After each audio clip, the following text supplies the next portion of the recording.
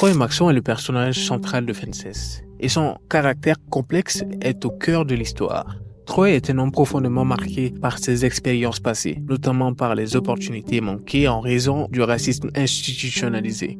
Il est à la fois charismatique et autoritaire, utilisant son humour et sa force pour masquer ses insécurités et ses regrets.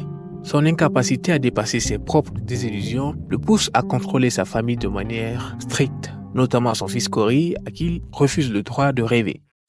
Rose Maxon, interprétée avec brio par Viola Davis, est le pilier de la famille.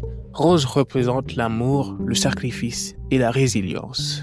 Malgré la trahison de Troy, elle reste avec lui, non par faiblesse, mais par un sens profond de l'engagement familial. Sa décision de rester et d'élever l'enfant de Troy est à la fois un acte de compassion et un reflet de la dure réalité de son époque, où les femmes, en particulier les femmes noires, avaient peu d'options en dehors du mariage. Corey Maxon est le personnage qui a subi le plus de la rigidité de Troy. Jeune, ambitieux et plein d'espoir, Corey représente la nouvelle génération qui veut s'affranchir des limites imposées par leurs parents. Sa relation avec Troy est un champ de bataille où se jouent les conflits générationnels exacerbés par les rêves non réalisés de Troy. La confrontation entre Corey et Troy est l'un des moments les plus intenses du film, où les frustrations de Corey éclatent face à l'intransigeance de son père. Tout ce que t'as fait, c'est me freiner de peur que je sois meilleur que toi. T'as toujours essayé de me faire peur. Et je tremblais à chaque fois que tu m'appelais, je tremblais à chaque fois que je t'entendais arriver. Je me disais, qu'est-ce que papa va dire si je fais ci? Qu'est-ce qu'il va dire si je fais ça? Qu'est-ce que papa va dire si je mets la radio? Et maman, pareil, elle dit rien, mais elle a peur de toi. Laisse ta mère en dehors de ça. Gabriel Maxon, le frère de Troy, est un personnage qui apporte une dimension spirituelle et tragique au film. La condition mentale et ses croyances qu'il est un messager de Dieu ajoutent une couche de complexité à l'histoire.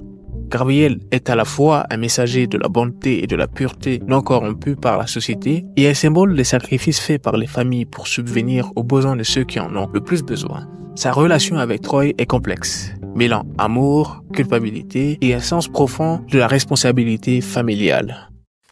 Poser des questions. Pourquoi tu m'as jamais aimé? T'aimer? Mais qui a dit que je dois t'aimer? Quelle loi il y a qui dit que je dois t'aimer? Tu vas rester planté là devant moi, à me poser des questions à la noix, à me parler d'histoires d'amour? Approche-toi quand je te parle. Redresse-toi, bombe le torse. Je t'ai posé une question. Quelle loi il y a qui dit que je dois t'aimer? Aucune. D'accord alors. Tu manges à ta faim?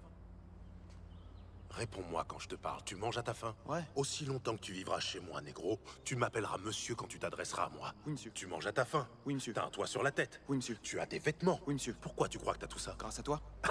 Ça, je sais que c'est grâce à moi. Mais pourquoi tu crois que t'as tout ça? Parce que tu m'aimes bien. Je t'aime bien. Je sors de là tous les matins. Je bosse comme une bête. Je passe mes journées avec tous ces blancs. Parce que je t'aime. T'es le pire imbécile que je connaisse. C'est mon rôle. C'est ma responsabilité. Un homme, ça doit s'occuper de sa famille. Tu vis dans ma maison. Tu te remplis le ventre avec mon pain. Tu poses tes fesses dans mon fauteuil parce que t'es mon fils. Et pas parce que je t'aime. C'est mon devoir de faire tout ça. J'ai des responsabilités envers toi. Mettons ça au clair une bonne fois pour toutes. Faut pas qu'il y ait de malentendus. J'ai pas à t'aimer. Monsieur Rand ne me donne pas ma paye chaque vendredi parce qu'il m'aime bien. Il me la donne parce qu'il me la doit. Je t'ai donné tout ce que je devais te donner. Je t'ai donné la vie. Ta mère et moi, on a mijoté ça entre nous. Et aimer ta petite gueule faisait pas partie du marché. Faut pas que tu passes ta vie à te demander si les gens t'aiment bien ou pas. Vaut mieux que tu fasses en sorte qu'ils se conduisent bien avec toi. Tu comprends ce que je te dis? Oui, monsieur. Alors tu vas dégager de ma vue. En conclusion, Fences est plus qu'un drame familial. C'est une exploration des relations humaines, des luttes internes et des réalités sociales des années 50 aux États-Unis. Le film nous offre un aperçu un type de défis auxquels les Afro-Américains étaient confrontés à cette époque, tout en mettant en lumière les thèmes universels de la famille, de l'amour et des désillusions. Pour finir, si vous avez aimé cette analyse et que vous souhaitez en voir plus, n'oubliez pas de vous abonner à la chaîne et de laisser un commentaire avec vos pensées sur le film Fences. Votre soutien nous aide à continuer à créer du contenu de qualité, alors n'hésitez pas à nous rejoindre dans cette exploration continue du cinéma.